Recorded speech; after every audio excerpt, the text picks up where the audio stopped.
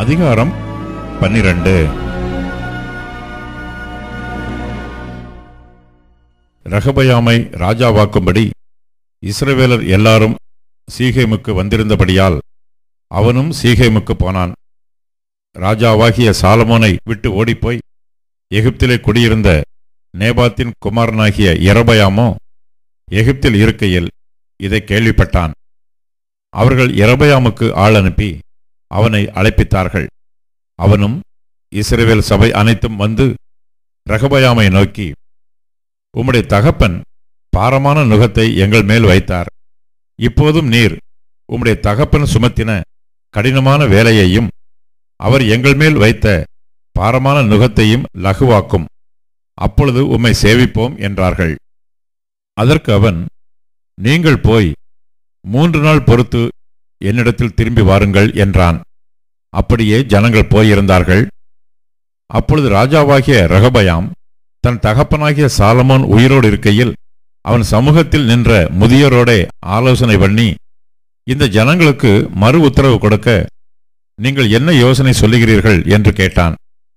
அதற்கு அவர்கள், நீர் இன்று இந்த ஜனங்களுக்கு சேவகனாகி அவர்களுக்கு இணங்கி அவர்கள் சொற்படி செய்து மறுமொழியாக நல் வார்த்தைகளை சொல்வீரானால் எந்நாளும் அவர்கள் உமக்கு ஊழியக்காரராய் இருப்பார்கள் என்றார்கள். முதியோர் தனக்கு சொன்ன ஆலோசனையை அவன் தள்ளிவிட்டு தன்னோடே வளர்ந்து தன் சமூகத்தில் நிற்கிற வாலிபரோடே ஆலோசனை பண்ணி அவர்களை நோக்கி, உம்முடைய தகப்பன் எங்கள் மேல் வைத்த நுகத்தை லகுவாக்கும் என்று என்னிடத்தில் சொன்ன இந்த ஜனங்களுக்கு மறுமொழி கொடுக்க நீங்கள் என்ன யோசனை சொல்லுகிறீர்கள் என்று கேட்டான். அப்பொழுது அவனோடே வளர்ந்த வாலிபர் அவனை நோக்கி, உம்முடைய தகப்பன் எங்கள் நுகத்தை பாரமாக்கினார். நீர் அதை எங்களுக்கு லகுவாக்கும் என்று உம்மிடத்தில் சொன்ன இந்த ஜனத்திற்கு நீர் சொல்ல வேண்டியது என்னவென்றால், என் சுண்டு விரல் என் தகப்பனாருடைய இடுப்பை பார்க்கிலும் பருமனாயிருக்கும். இப்போதும் என் தகப்பன் பாரமான நுகத்தை உங்கள் மேல் வைத்தார். நான் உங்கள் நுகத்தை அதிக பாரமாக்குவேன். என் தகப்பன் உங்களை சவுக்குகளினாலே தண்டித்தார். நான் உங்களை தேள்களினாலே தண்டிப்பேன் என்று நீர் அவர்களோட சொல்ல வேண்டும் என்றார்கள். 3ஆம் நாள் என்னிடத்தில் வாருங்கள் என்று ராஜா சொல்லியிருந்தபடியே யெரொபெயாமும் சகல ஜனங்களும் 3ஆம் நாளிலே ரெகொபெயாமிடத்தில் வந்தார்கள். ராஜா முதியோர் தனக்கு சொன்ன ஆலோசனையை தள்ளிவிட்டு வாலிபருடைய ஆலோசனையின்படியே அவர்களோட பேசி, என் தகப்பன் உங்கள் நுகத்தை பாரமாக்கினார். நான் உங்கள் நுகத்தை அதிக பாரமாக்குவேன். என் தகப்பன் உங்களை சவுக்குகளினாலே தண்டித்தார். நான் உங்களை தேள்களினாலே தண்டிப்பேன் என்று ஜனங்களுக்கு கடினமான உத்தரவு கொடுத்தான். ராஜா ஜனங்களுக்கு செவி கொடாமற் போனான். கர்த்தர் சீலோனியனான அகியாவை கொண்டு நேபாத்தின் குமாரனாகிய யெரொபெயாமுக்கு சொன்ன தம்முடைய வார்த்தையை உறுதிப்படுத்தும்படி கர்த்தரால் இப்படி நடந்தது. ராஜா தங்களுக்கு செவி கொடாததை இஸ்ரவேலர் எல்லாரும் கண்டபோது ஜனங்கள் ராஜாவுக்கு மறு உத்தரவாக, தாவீதோடே எங்களுக்கு பங்கேது? ஈசாயின் குமாரனிடத்தில் எங்களுக்கு சுதந்திரம் இல்லை. இஸ்ரவேலே, உன் கூடாரங்களுக்கு போய்விடு. இப்போது தாவீதே, உன் சொந்த வீட்டை பார்த்துக்கொள் என்று சொல்லி இஸ்ரவேலர் தங்கள் கூடாரங்களுக்கு போய்விட்டார்கள். ஆனாலும் யூதாவின் பட்டணங்களிலே குடியிருந்த இஸ்ரவேல் புத்திரர் மேல் ரெகொபெயாம் ராஜாவாயிருந்தான். பின்பு ராஜாவாகிய ரெகொபெயாம் பகுதி விசாரிப்புக்காரனாகிய அதோராமை அனுப்பினான். இஸ்ரவேலர் எல்லாரும் அவனை கல்லெறிந்து கொன்றார்கள். அப்பொழுது ராஜாவாகிய ரெகொபெயாம் தீவிரமாய் ரதத்தின் மேல் ஏறி எருசலேமுக்கு ஓடிப்போனான். அப்படியே இந்நாள் வரைக்கும் இருக்கிறபடி இஸ்ரவேலர் தாவீதின் வம்சத்தை விட்டு கலகம் பண்ணி பிரிந்து போயிருக்கிறார்கள். யெரொபெயாம் திரும்பி வந்தான் என்று இஸ்ரவேலருக்கெல்லாம் கேள்வியானபோது அவனை சபையினிடத்தில் அழைத்தனுப்பி அவனை சமஸ்த இஸ்ரவேலின் மேலும் ராஜாவாக்கினார்கள். யூதா கோத்திரம் மாத்திரமே அன்றி வேறொருவரும் தாவீதின் வம்சத்தை பின்பற்றவில்லை.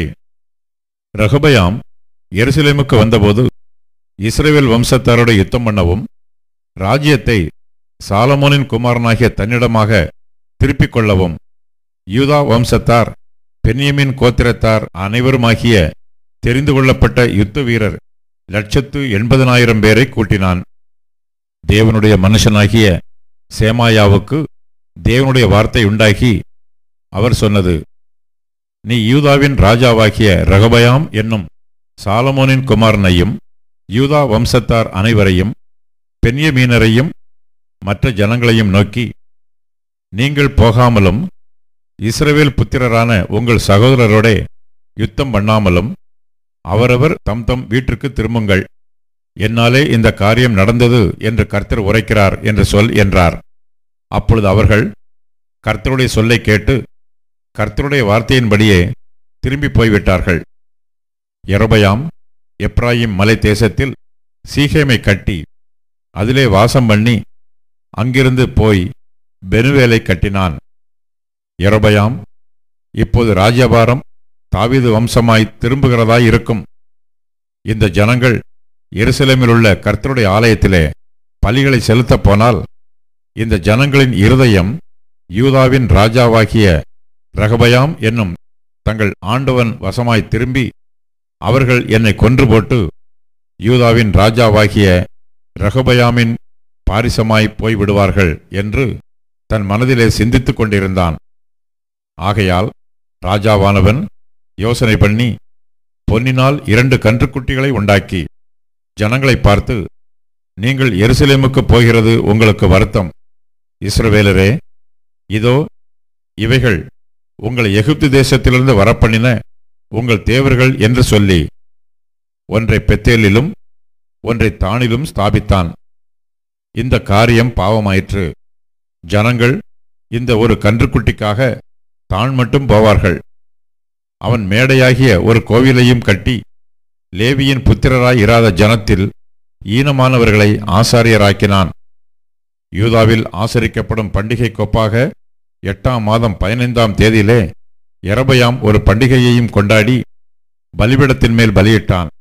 அப்படியே பெத்தேலிலே தான் உண்டாக்கின கன்றுக்குட்டிகளுக்கு பலியிட்டு தான் உண்டு பண்ணின மேடைகளின் ஆசாரியர்களை பெத்தேலிலே ஸ்தாபித்து தன் மனதிலே தானே நியமித்து கொண்ட 8ஆம் மாதம் 15ஆம் தேதியிலே பெத்தேலில் தான் உண்டாக்கின பலிபீடத்தின் மேல் பலியிட்டு இஸ்ரவேல் புத்திரருக்கு பண்டிகையை ஏற்படுத்தி பலிபீடத்தின் மேல் பலியிட்டு தூபங்காட்டினான்.